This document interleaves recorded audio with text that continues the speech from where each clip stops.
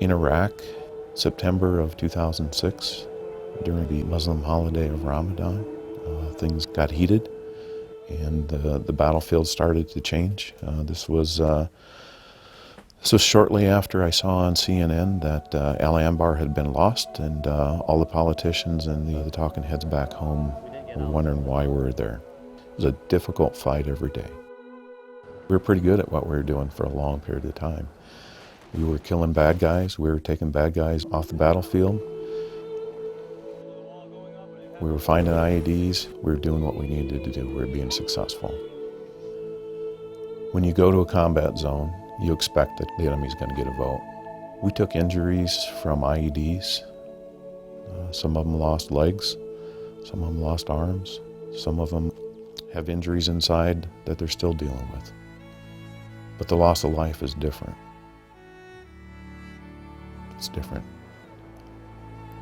The civilian vehicle, the Mitsubishi truck, got stopped.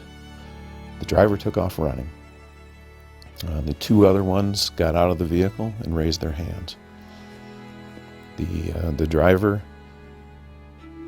then got about 50 yards from the truck and then raised his hands.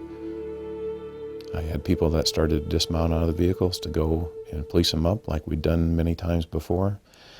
And a weapon was produced and they fired at one of our vehicles and shot the gunner. And a specialist, Campus Irvang, was dead almost instantly.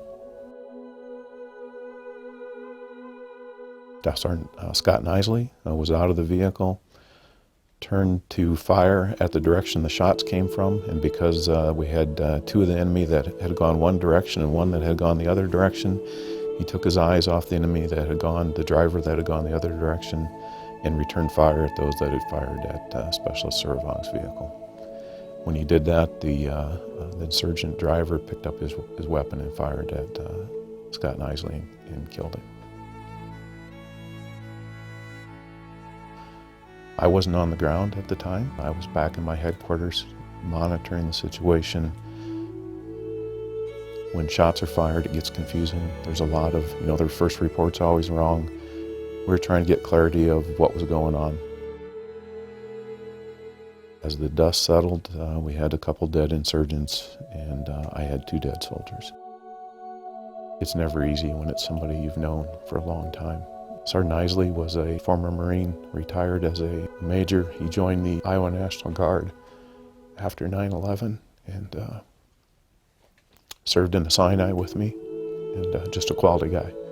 So it's pretty tough to deal with that. It was a bad day. That doesn't mean that you're going to prevent soldiers from being injured.